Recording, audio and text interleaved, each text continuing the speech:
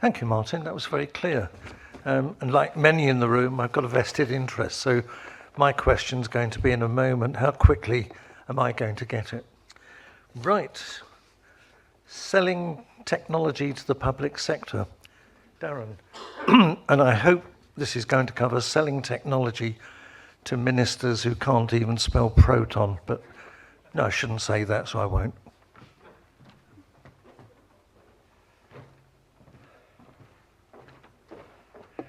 Thank you, Eric. And for the second time today, I'm not about to get myself sacked by saying things about ministers, tempting though it might be. This is a slightly more free-form session, so slightly lighter than maybe some of the detailed stuff we've just heard about National Parking Platform and other things. I just wanted to take a few minutes to react to something that's come up quite a lot of times in TTF events and other events, and this is about maybe the disconnect between those that want to sell in the public sector, into the public sector, and those who work in the public sector that want to buy stuff. And so what I thought we'd do is just take a few minutes to go through 4 basic sort of principles that we can talk about why sometimes it's not that easy for people in the private sector to understand how the public sector thinks and how and why it buys things, and similarly how the public sector sometimes gets annoyed with people not really responding in the way they expect to tenders and to procurements, and not doing the sort of things that the public sector thinks is obvious. So I've just picked out a few very simple one-line points that I want to talk about that hopefully will resonate. To start with, I'd like to say we've got 156 people registered for today, which is fantastic. That in itself is great. I think that's probably the biggest autumn update we've ever had. 75 of those are local authorities, so well done you for being here. That's a great, and getting nearly 50% local authorities in an event in a space like this is fantastic, and I think that's something the TTF is able to do better than most. So the fact we've got such a large number of local authority people here is fantastic, but that means we have slightly more than 50% of the room who are in the private sector in one way or another, and you are suppliers, you are consultants, you work for large multinationals. There are some single sole traders in here as well. There's a full scope of people selling stuff, and almost an equal number of people wanting to buy stuff. So that's great. And of course, there are some government people here as well. So what I say is really aimed at people selling into local authorities, but I think it's probably good for government to think about all this as well. What I'd really hope you find the next 10 minutes completely pointless.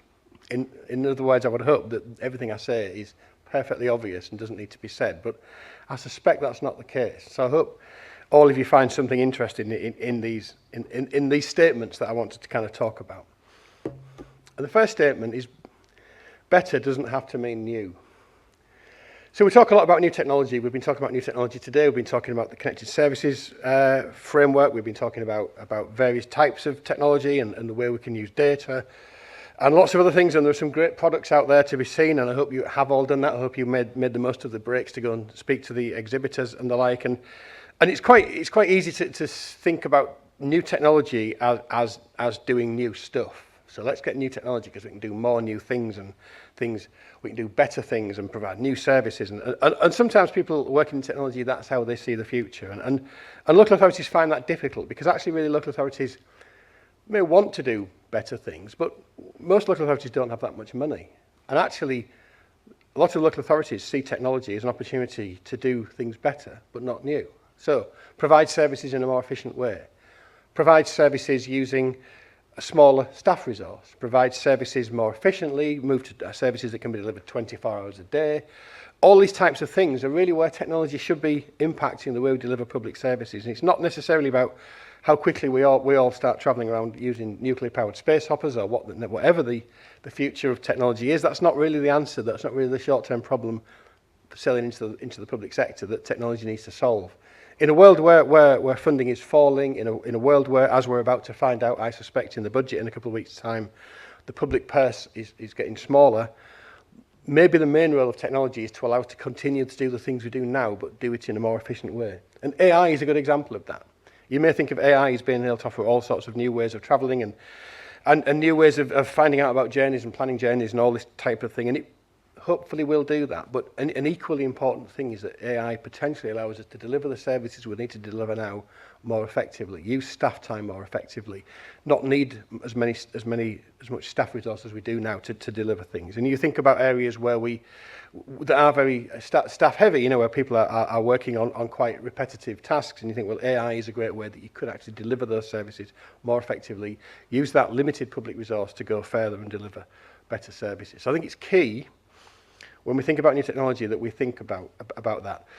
And this was a question that came up quite regularly last year when many of you will remember we were starting to think about ITMF, the Intelligent Traffic Management Fund, and the potential for funding local authorities to deliver all kinds of new technologies. And that didn't happen because of the change of government and the change of priorities. ITMF didn't happen, and I hope in the future we will be able to announce a replacement and some new funding for that. But one of the challenges was, well, ITMF is about building lots of new technology and using this technology to do new things. And actually, as local authorities, we could win the grant money, but we wouldn't be able to support that. We wouldn't be able to support doing new things. And is government going to provide us with ongoing revenue to support the things that we do with ITMF funding? And of course, the answer was no, we're not. We're not going to give you revenue money. We're going to give you some capital money to do things. And actually, maybe the way to think about technology is think about how you would use technology, not to do new things, but to do the existing things you do better. That's the first point. The second point, which I hope everybody in the room gets now, is capital, not revenue. And I think, or CapEx, not OpEx, if you want to talk about it in a more business term. But the private sector and elements of the private sector, certainly as we see a move towards software as a service, as we see a move towards cloud hosting of traditional IT functions that local authorities would have managed. We see local authorities, we see suppliers going, this is brilliant, you don't have to buy a server, you don't have to buy licensing, you don't have to buy equipment and hardware, you can stick it all in the cloud and you can pay a fee, and that's much better because you don't need the money up front, you can pay it as you go. That's the future. And of course, local authorities will say, well, actually no, because in local authorities, revenue is much harder to come by than capital is. And actually via various means, via grants from government and other ways, it's often easier for local authorities to find capital to buy a thing than it is to commit to revenue to run a thing, because revenue commitment is an ongoing commitment. It's a commitment that impacts against things like the council tax, like the way that local government raises funds. It's ongoing budgeting. Revenue expenditure is not always great. And actually, as we think about technology, we should try and remember that even though we move towards a world where more and more services, more and more functions will be delivered as a service, will be delivered in the cloud, will be taken off premises, as we say. That's a challenge that we need to meet, and that's not always helpful to local authorities. And it is the way the world is going, and it is a tough one to deal with. But fundamentally, that model, which is helpful to business, where you pay for things from the income you get from selling things, and revenue is actually part of that process. In the public sector, it's not the case. And we really need to find ways of potentially capitalising spend and making sure that local authorities aren't being presented with technology that they could use and that could meet the first challenge about doing things better, but requires them to find more revenue funding, which is a tricky thing to do.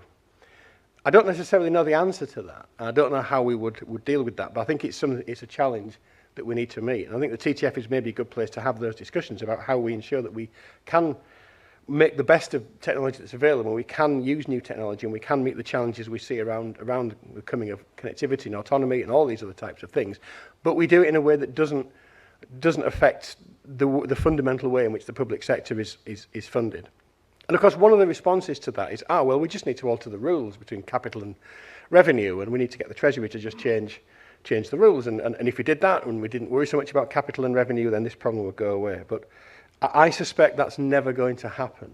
And I suspect, because of the way public finances work, I think it's very unlikely that we will ever see a world where the public sector, the Treasury at the top of the pyramid, but the public sector in its entirety, isn't concerned about spending revenue. So if you think that's the answer, if you think the answer is we should just have a chat with ministers and get that world changed, that isn't going to happen. We need to work within that limitation and find a way to ensure that we can deliver new technology in a way that fits in with that model. Understand the politics. Local authorities, now if anyone does understand politics, you probably shouldn't be sat here, you should be on Newsnight. Local authorities are fundamentally political animals, and they are run by the council. I'm telling you stuff you already know here. Local authorities, as a local citizen, you elect your councillors, and you elect your councillors to do the job that your councillors do the job that you elect them to do. They set the policies, they set the direction of the council. In transport, we live in a world where about 2%, just less than 2% of England's road network is managed centrally by the department through our agent, National Highways. We have a kind of control over them.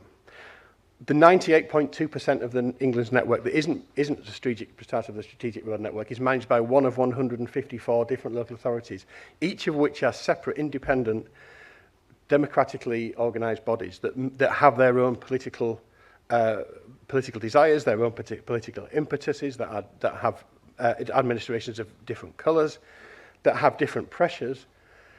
And it's important to understand that. And you do hear suppliers saying, I've developed this thing, it's fantastic, and I've tried to sell it to this city, and they just don't seem to get why it's a great thing. And you immediately think, well, yeah, when you thought about how great your thing was, did you think about which political or which policy that would meet, which imperative or aim of the council you were trying to sell into would it help them with? Did you think about how you would frame the way that you sell your product in terms of what people want to buy? Now as someone that used to work in local authorities, as someone that worked for many, many years in local authorities, I understand that pressure. I understand that, as a manager in a local authority, I want to buy things that stop councillors shouting at me. I want to buy things that help me show that I'm meeting the priorities that I've been set. That's how I will align the things I want to buy with the budget I've got. That's how I'll get approval. That's how it will all fit together.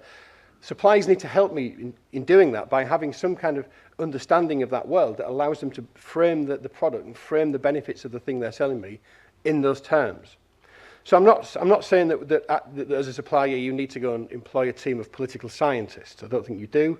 But I do think you need to understand the realities of how the public sector works and what it wants, and the fact it doesn't generally want technology for technology's sake. It wants technology to allow it to do something better. Now, in a town, that might be about improving economic vitality. It might be about rural-urban integration. It might be about dealing with congestion, accidents, school parking, a whole range of issues, not always connected to transport, issues that are wider, issues that are part of the societal changes and the societal improvements that councils want to make. And if you understand how the products you sell fit into that model, if you understand the imperatives, the areas that you're dealing with, then you will find a more receptive audience. You will find it easier to do that, and you'll find it easier to go just beyond the very basic spec of the thing of what you do, what you build, how and why it works. You'll find it easier to tell the story to why local authorities should be interested in that. Local authorities would find it easier. And I think the reverse of that is local authorities, you shouldn't be afraid of explaining that to your suppliers. Explain to your suppliers the things, the higher level imperatives you're trying to meet, the higher level policy framework you're working in, and the challenges that your suppliers need to meet, set in that framework of the politics and the political decisions you are trying to work in. Right, the fourth one, the last one. Think about risk appetite. We all hear about Google. We're about innovate fast and fail fast. We hear about people like Apple who happily accept that 90% of the innovation they fund won't work, but they earn enough out the 10% that does to keep the company worth more than an average Central American republic. That works in the private sector. That works in a very risk-hungry environment that technology companies live in. Local authorities don't live in that space, and thank God they don't, because they're spending my tax money. I don't want risky local authorities. I don't necessarily want local authorities doing risky stuff. Local authorities generally have a very low risk appetite. They want to buy things that work. That doesn't mean that local authorities don't want to innovate. They do, but it needs to be innovation that works in this understanding that spending public money means you have a low risk appetite. Now, there's a challenge for government there, because government, through our agencies, through the work that we do with Innovate UK, with our own funding, with some of the other funding sources we have, we can help with that. We can provide funding we can provide grant funding to do certain things into local authorities that takes the risk away. We give local authorities funding to do a thing, and actually we're interested to see whether that works or not. So failure in that regard isn't a bad thing. It's a learning experience, and that can happen. But in the day-to-day life of local authorities, that doesn't happen. Local authorities want to buy things that will work. Now that means that it's important to build an evidence base. If you sell a product to an authority somewhere in the country. If you have an authority that is willing to take a risk on a new product, for example, or a new way of working, it's important that you work with that authority to build an evidence base, because that evidence base is how you will then sell it into other authorities.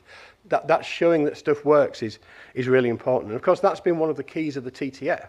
One of the keys to the TTF has been our ability to share that knowledge and allow people to go and kick tires and say, actually, I see this thing working here, that could work for me. That's one of the key challenges that we were set by Steve Gooding when he was early in his days chairing the TTF, was to try and develop that knowledge transfer. And it's really important, because that's how you deal with the low risk appetite of local authorities. That's how you ensure that local authorities can buy your innovation and can use it. The challenge for local authorities, I think, there is about trying to work out how you can buy things that are innovative and do it within that desire to not waste public money, not waste my money, more importantly. And working in collaboration, working with the sector and working with people like the TTF and others and ITS UK and others to understand where grants are available to be able to find money to do slightly more risky things, to do innovative things. These types of things are important. If you can start to do that, then you can start to find ways of bringing technology in, understanding the risk, using things in a way that allows you to de-risk them at a small scale, for example, before you buy them more widely, but ultimately deal with that. But it's, again, it's a challenge that we have that I don't necessarily have any answers to, is that a lot of the things we've been talking about today, certainly this morning, were about risk. They're about trying new technologies and new ways of working in an environment where people aren't necessarily that risk happy and where people do have a low risk appetite. And I don't know the answer to that, other than the fact that as a private sector and a public sector, we need to work together more to achieve that. So that was it, really. That was my take on a discussion that we've had on and off for a number of years now about how you sell into the public sector. And I think the key to all that is collaboration.